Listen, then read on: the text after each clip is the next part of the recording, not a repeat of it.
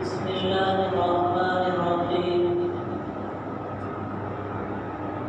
الحمد لله وكفى وسلام على عباده الذين اصطفى. أما بعد، أعوذ بالله من الشيطان الرجيم. بسم الله الرحمن الرحيم. وما خلقت الجن والإنس إلا ليعبدون.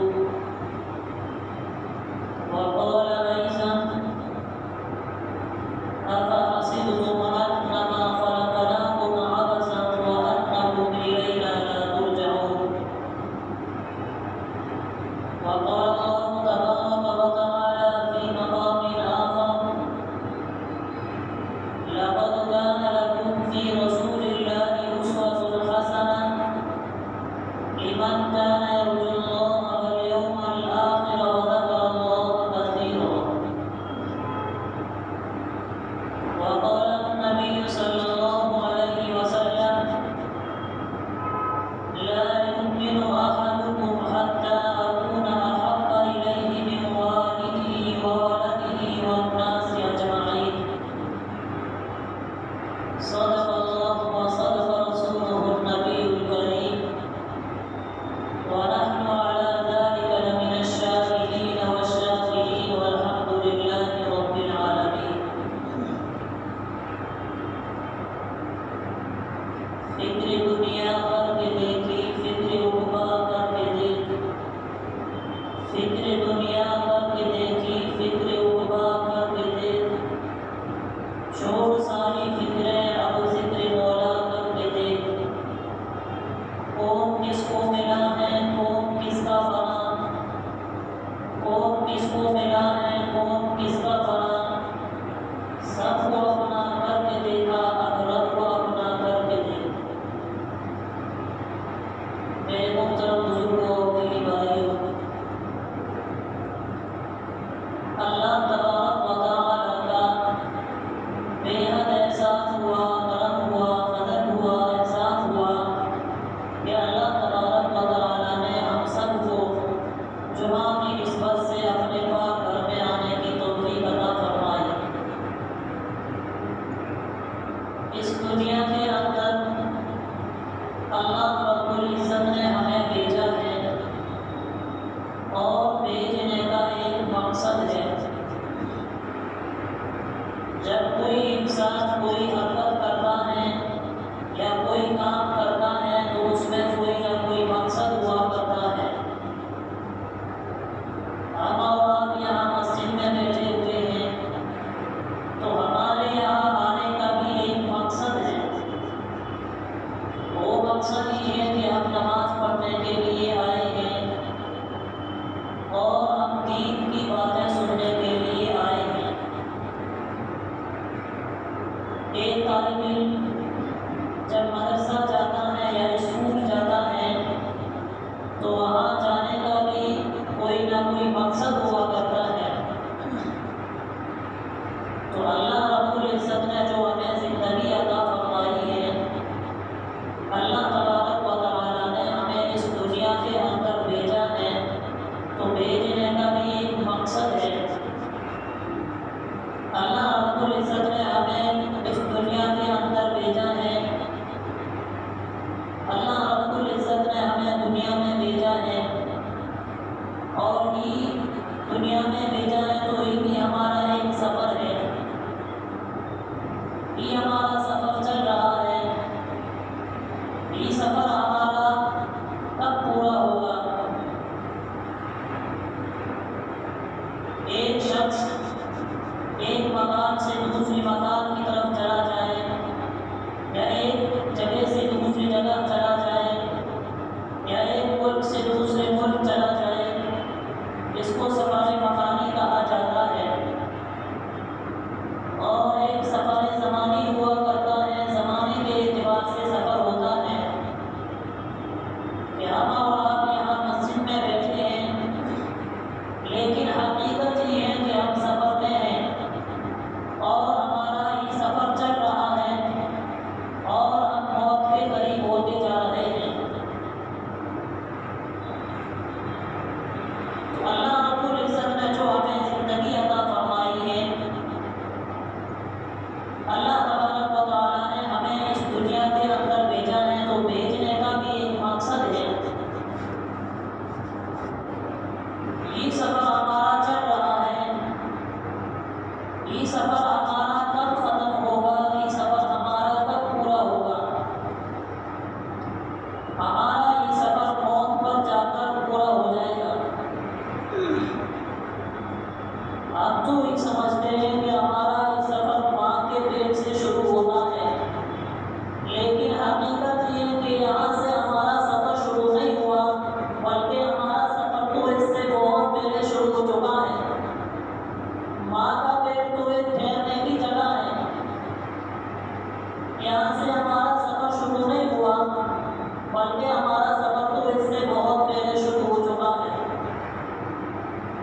حدیث شریف میں آتا ہے جس کا مفہوم یہ ہے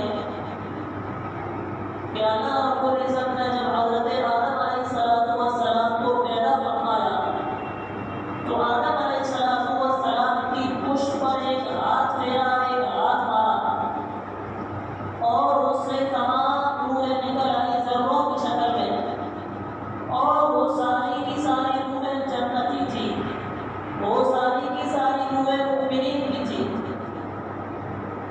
پھر جب اللہ رب العزت نے دوسرا ہاتھ پھیرا، دوسرا ہاتھ مارا تو پھر ذروں کی شکل میں روحیں نکلی، اور وہ روحیں کافروں کی روحیں تھی، نافرمان لوگوں کی روحیں تھی۔ ان روحوں کو اللہ رب العزت نے عالم ارواح میں ذروں کی شکل میں پیدا فرمایا، یعنی حضرت آدم علیہ السلام کی پشت سے نکالا اور ان کو شعور عطا فرمایا، ان کو عقل عطا فرمائی، اور ان سے عہد لیا، اور ان سے ایک وعدہ لیا، ان سے ایک پرومس لیا، اور ان سے ایک سوال کیا۔ کیا سوال کیا؟ الست بربکم، کیا میں تمہارا رب نہیں ہوں؟ کیا میں تمہارا پالنہار نہیں ہوں؟ کیا میں تمہارا پروردگار نہیں ہوں؟ سب خاموش تھے، انبیاء خاموش تھے، کون جواب دے؟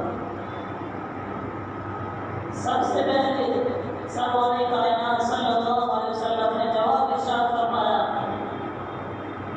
فرمایا الست بربکم قالوا بلی شہدنا، کیوں نہیں، آپ ہی ہمارے رب ہیں، آپ ہی ہمارے پالنہار ہیں، آپ ہی ہمارے پروردگار ہیں۔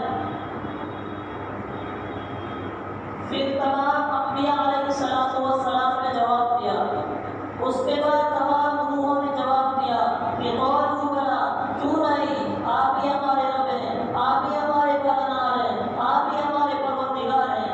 اس کے بعد تمام روحوں نے جواب دیا کہ قالوا بلی، کیوں نہیں، آپ ہی ہمارے رب ہیں، آپ ہی ہمارے پالنہار ہیں۔ تو اللہ رب العزت نے عالم ارواح میں ہم سب کو پیدا فرما کر، ہم سب کو اپنا شعور دے کر یہ ہم سے سوال کیا تھا کہ بتاؤ، میں ہوں تمہارا پروردگار، میں ہوں تمہیں پالنے والا، میں ہوں تمہارا رب۔ پھر اللہ رب العزت نے حضرت آدم علیہ السلام کی پشت میں ان روحوں کو داخل فرمایا، اور آدم علیہ السلام اس دنیا کے اندر تشریف لائے، اور آپ کی پشت سے پشت در پشت ہم سب پیدا ہوئے اور پیدا ہوتے رہیں گے۔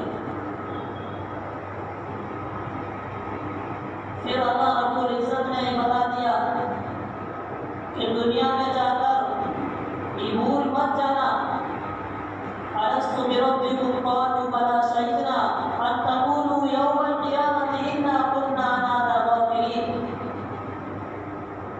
کہ قیامت میں تم جب ہمارے پاس آؤ گے، تم بلائے جاؤ گے، یہاں حاضر ہوں گے، تو ہمت کہنا کہ ہم بھول گئے، ہمیں یاد نہیں رہا۔ اسی یاد دلانے کے لیے، اسی بھولے ہوئے سبق کو یاد دلانے کے لیے اللہ رب العزت نے حضرت آدم علیہ السلام سے لے کر آخر الزمان نبی اکرم صلی اللہ علیہ وسلم تک انبیاء کرام علیہ السلام کا سلسلہ قائم فرمایا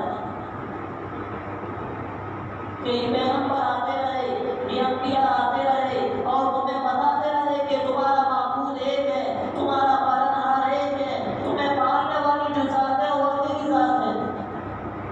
اس سبق کو یاد دلانے کے لیے، اس بھولے ہوئے سبق کو یاد دلانے کے لیے اللہ رب العزت نے ہمیں اس دنیا کے اندر بھیجا ہے۔ اسی کو اللہ رب العزت نے کلام پاک میں فرمایا، وما خلقت الجن والانس الا ليعبدون، کہ ہم نے انسانوں کو اور جناتوں کو محض اپنی عبادت کے لیے پیدا کیا ہے، ہم نے تم کو اپنی فرما برداری کے لیے پیدا کیا ہے، ہم نے تم کو اپنی بندگی کے لیے پیدا کیا ہے۔ اسی کو اللہ رب العزت نے دوسری جگہ کلام پاک میں فرمایا، افحسبتم انما خلقناکم عبثا وانکم الینا لا ترجعون، فرمایا کیا تمہارا ایک خیال ہے، کیا تم یہ گمان کرتے ہو کہ تم بیکار پیدا کر دی گئے ہو،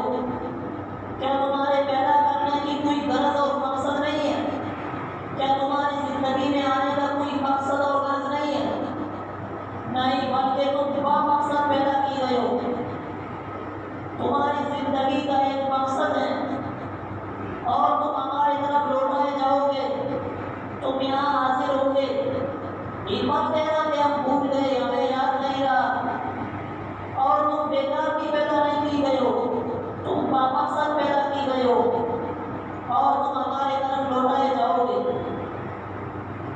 قرآن نے کہا وما خلقت الجن والانس الا ليعبدون، تم بیکار پیدا نہیں کی گئے ہو بلکہ تم بامقصد پیدا کی گئے ہو، تم اپنی عبادت کے لیے پیدا کی گئے ہو۔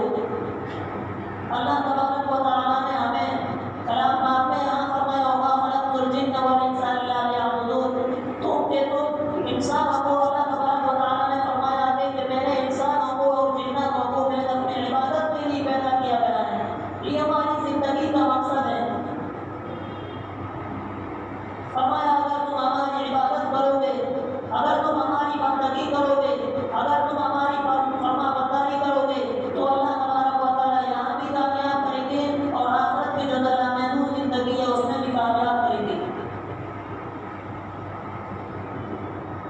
نبی علیہ الصلوۃ والسلام نے پھر آگے فرمایا کہ ایک تو ہی زندگی ہے، یہ ہمارا سفر ہے، یہ زندگی کا سفر ہمارا کب ختم ہوگا، کب پورا ہوگا، یہ ہمارا سفر ہماری آنکھ بند ہو جائے گی، ختم ہو جائے گا، ہم دوسری جگہ چلے جائیں گے، ہم دوسرے عالم میں پہنچ جائیں گے جسے عالم برزخ کہا جاتا ہے۔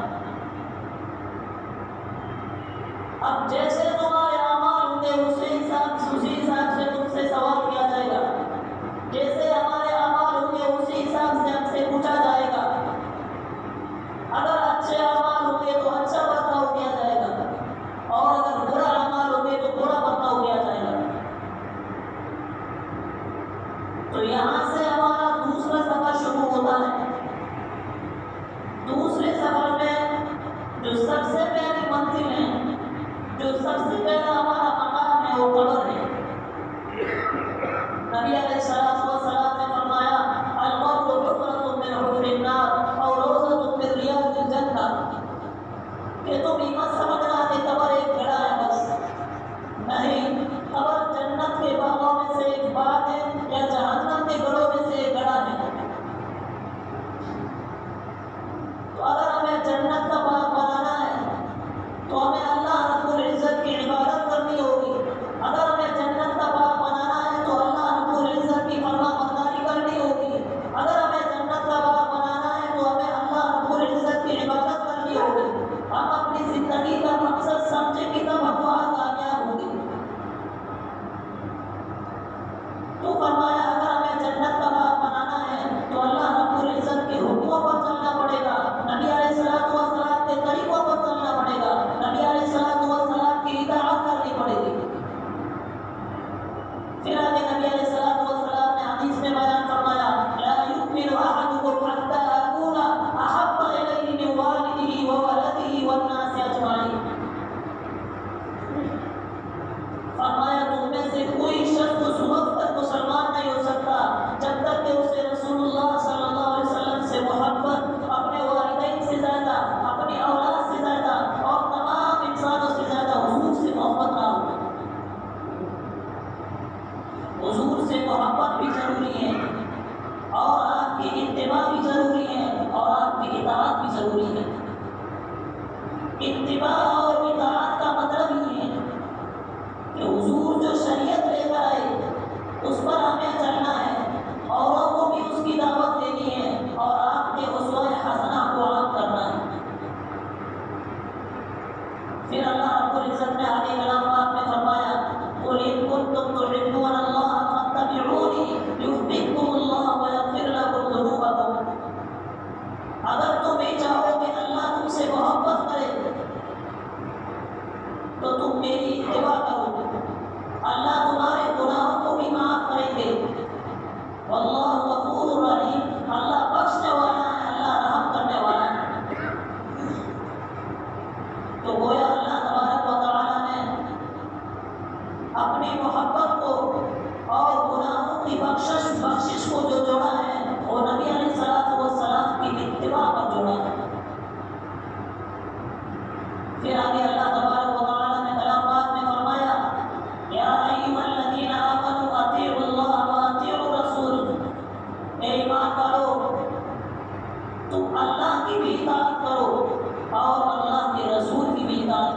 وَمَن يُطِعِ الرَّسُولَ فَقَدْ أَطَاعَ اللَّهَ، جس نے رسول کی اطاعت کی حقیقت میں اس نے اللہ کی اطاعت کی۔ تو معلوم ہوا کہ اطاعت بھی ضروری ہے اور اتباع بھی ضروری ہے۔ پھر آگے اللہ تبارک و تعالیٰ نے کلام پاک میں فرمایا لَقَدْ كَانَ لَكُمْ فِي رَسُولِ اللَّهِ أُسْوَةٌ حَسَنَةٌ۔ اللہ تبارک و تعالیٰ نے نبی علیہ السلام کی زندگی کو ہمارے لیے ایک بہترین نمونہ بنایا ہے۔ پھر اللہ تبارک و تعالیٰ نے پھر یوں فرمایا کلام پاک میں وَمَا آتَاكُمُ الرَّسُولُ فَخُذُوهُ وَمَا نَهَاكُمْ عَنْهُ فَانتَهُوا، رسول جو تمہیں دے وہ تم لے لو اور رسول جس چیز سے تمہیں منع کرے اس سے تم باز آ جاؤ۔ لَقَدْ كَانَ لَكُمْ فِي رَسُولِ اللَّهِ أُسْوَةٌ حَسَنَةٌ، نبی علیہ السلام کی جو زندگی ہے وہ ہمارے لیے بہترین زندگی ہے۔ اللہ تبارک و تعالیٰ نے ہمارے لیے بہترین نمونہ بنایا ہے۔ پھر آگے نبی علیہ السلام نے احادیث میں اتباع پر نبی علیہ السلام نے بہت زور دیا ہے اور فرمایا عن ابی ہریرہ رضی اللہ عنہ ان رسول اللہ صلی اللہ علیہ وسلم كل امتی يدخلون الجنہ ومن عصانی فقد ابى۔ نبی علیہ السلام نے فرمایا کہ میری ساری امت جنت میں جائے گی سوائے ان لوگوں کے جنہوں نے انکار کر دیا۔ صحابہ نے عرض کیا یا رسول اللہ جنت میں جانے سے کون انکار کرے گا؟ پھر آپ نے فرمایا کہ جس نے میری اطاعت کی وہ جنت میں جائے گا اور جس نے میری نافرمانی کی یقیناً اس نے جنت میں جانے سے انکار کر دیا۔ تو میں عرض کر رہا تھا قبر سب سے پہلی منزل ہے اور سب سے قریب منزل ہے۔ یہ ہمارا سفر قبر کا سفر اگر آسان ہو گیا تو انشاءاللہ ہم کامیاب ہو جائیں گے۔ اور اس مرحلے میں اس مقام میں نبی علیہ السلام نے فرمایا 3 سوالات ہوں گے۔ پھر آپ نے فرمایا جب انسان قبر کے اندر رکھ دیا جاتا ہے تو ملکان یقولان، 2 فرشتے آتے ہیں ان کے پاس اور ان سے 3 سوالات کرتے ہیں۔ نمبر 1 من ربک کا تمہارا رب کون ہے؟ نمبر 2 ما دینک کا تمہارا دین کیا ہے؟ نمبر 3 ما تقول هذا الرجل، تمہارا نبی کون ہے؟ اس شخص کے بارے میں بتاؤ، یعنی نبی علیہ السلام کے بارے میں بتاؤ۔ تو جو ایمان پر زندگی گزار کے گیا ہوگا، جو اعمال پر زندگی گزار کے گیا ہوگا، جو اللہ کے حکم پر چل کر گزار کے گیا ہوگا زندگی، تو ان کے لیے ان تینوں سوالوں کا جواب دینا آسان ہو جائے گا۔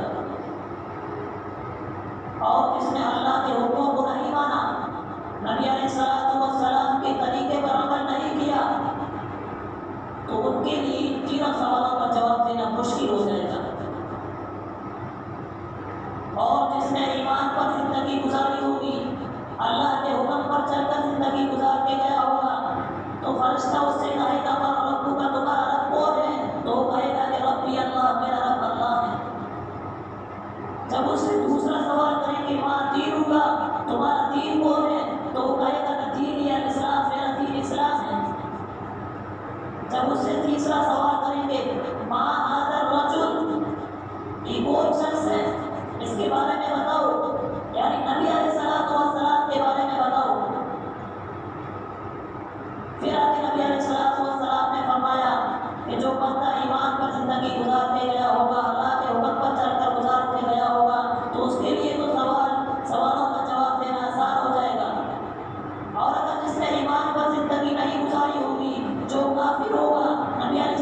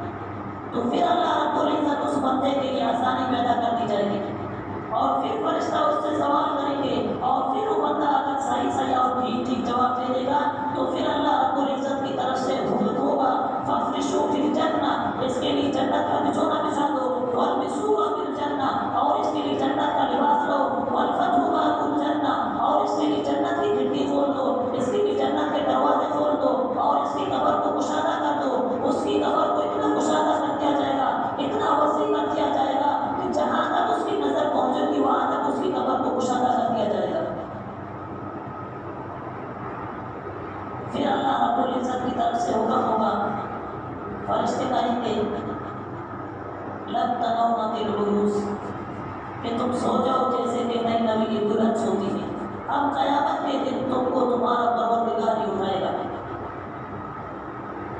تو اگر ہمیں آخرت کی زندگی درست کرنی ہے، اگر ہمیں قبر کی مراحل کو آسان کرنا ہے، اگر ہمیں قبر کی مراحل سے پار ہونا ہے، تو ہمیں اللہ رب العزت کے حکم پر چلنا ہوگا، نبی علیہ الصلوۃ والسلام کے طریقے پر چلنا ہوگا۔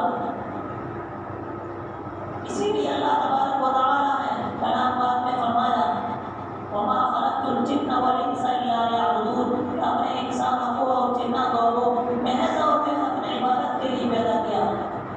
اگر تم ہماری بندگی کرو گے، اگر تم ہماری فرما برداری کرو گے، اگر تم ہماری اطاعت کرو گے، نبی علیہ الصلوۃ والسلام کے حکموں پر چلو گے، تو اللہ تبارک و تعالیٰ نے فرمایا کہ تمہیں دنیا میں بھی کامیابی ملے گی، اور آخرت کی جو لامحدود زندگی ہے، ہمیشہ ہمیشہ کی جو زندگی ہے، اس میں بھی اللہ تبارک و تعالیٰ ہمیں کامیاب کرے گا۔ اللہ تبارک و تعالیٰ سے دعا ہے کہ اللہ تبارک و تعالیٰ ہمیں اپنی زندگی کا جو مقصد ہے اس کو سمجھنے کی توفیق عطا فرمائے۔ وآخر دعوانا الحمدللہ رب العالمین۔ Thanks for watching. Don't forget to like, comment, share and subscribe to Al Wahid channel.